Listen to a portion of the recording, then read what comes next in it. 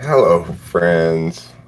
My name's Host Eric, and I've turned the microphones on this time so that I can be heard on the audio spectrum in the ears of people watching this well-titled live stream. Vegan Dancer, hello.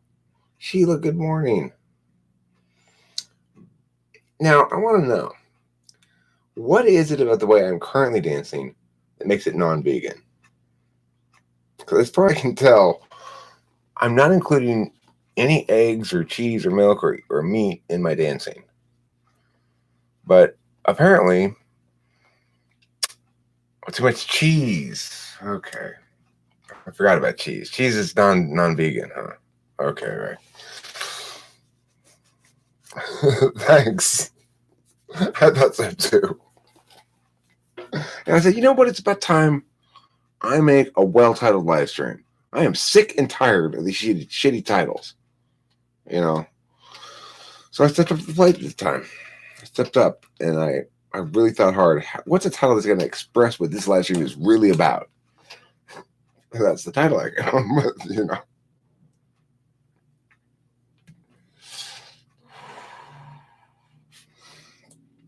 Anyhow, dancing to the rhythms of cheese is something I just can't imagine giving up. Now, I don't love the fact that those cows were exploited for their cheese, but is there any more compelling rhythm that makes you get up and move that ass than cheese's rhythm? No, there's not. Cheese is like a big band and a rock band and a fancy rapper all wrapped into one.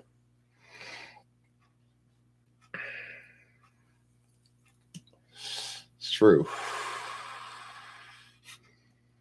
And it's also like a pouty teenage singer-songwriter. Everybody like that. My goat's like getting milked. That's what I say to Kimberly when she's not putting out enough. Kimberly, come on. My goat's like getting milked. Formerly Meat Cat. Thank you. I haven't been able to click on anything all day because my computer doesn't think the titles are good enough. I'm glad you've got that firewall set up there. The title quality firewall is called Brussels sprouts. Now, I gotta tell you, Vegan Dancer, you are highlighting one of my least favorite vegetables. One of my very least favorite. Yes, female EDP. That's a good point there. Everybody's goats get milked, okay? Nobody wants to be wandering around leading a milkless goat. Anchovies are not a vegetable, Brittany. That's funny though. Anchovies are my favorite vegetables. Look, I've tried dancing to some of that fake cheese Vegan Dancer. It's not the same. It's got kind of a tinny, low resolution quality to it. It's like you can hear the compression. You can hear it's like at 16-bit or something. Anyway, some people say like, oh, try this one. It's rockin'.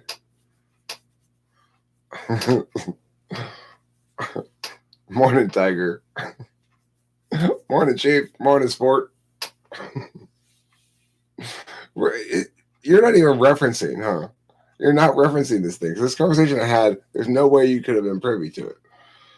I had this conversation last night with a guy who was typing about how when people come in and call me chief or boss or one of those things, I tend to typically come back with sport or tiger. You know, I thought you were referencing it, but of course you're not referencing that conversation. You weren't privy to it, so it's just naturally occurring.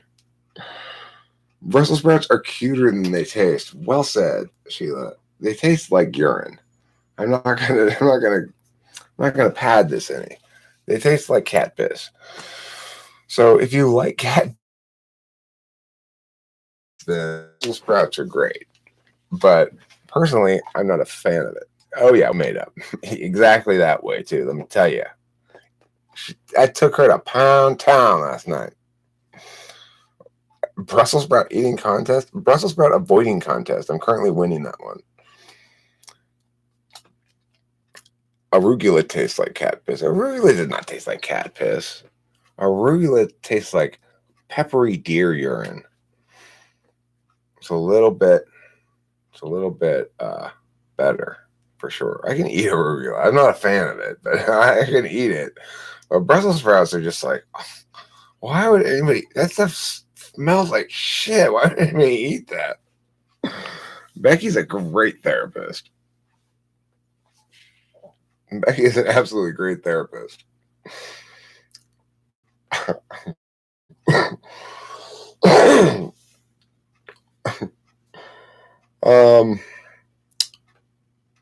She's a great therapist. Like last night, I wanted to have sex. I usually want to have sex about every other day, and Kimberly doesn't want to have sex that much.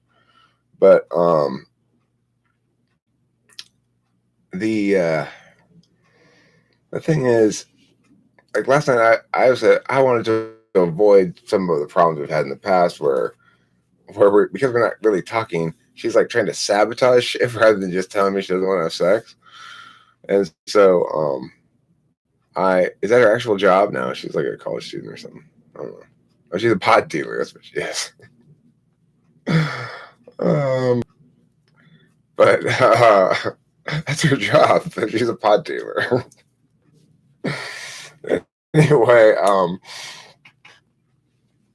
so yeah, so I was like, okay, Kimberly, now look, let's avoid this thing. Let's just talk calmly and everything about this, and just if you tell me how you're feeling right now. Let's. Cause she has a way of going like, I try to go have sex with her, and she'll be like, instead of telling me she doesn't want to, she'd be like, "You're doing it wrong" or something like that. So, anyway, last night I was trying to be like, "Do you want to have sex or not?" And she's like, "I am having sex." And I'm like, "Well, what do you mean?" It's like, look, I've got my own program here with Becky, so it doesn't matter. So somehow, like, Becky made it so that last time when I would try to have sex, magic. Whatever she did there is magic.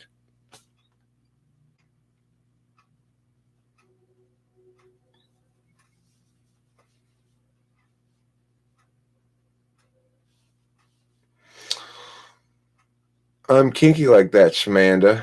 Shamanda, are you the Amanda who texted me the important message about your Wi-Fi router? I hope so, because I assumed it was you. Guys, I was very relieved last night when I received a text from Shamanda indicating that she wanted to update me that her Wi-Fi router was working. That apparently it was not working for a stretch of time.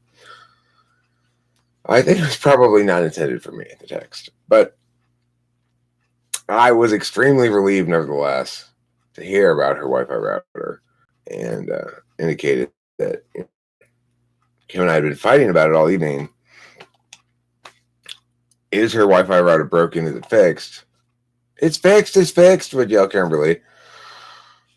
To which I would retort, I've heard nothing from Shamanda. What's a Wi-Fi router? You didn't know what it was. You wouldn't have made it capital little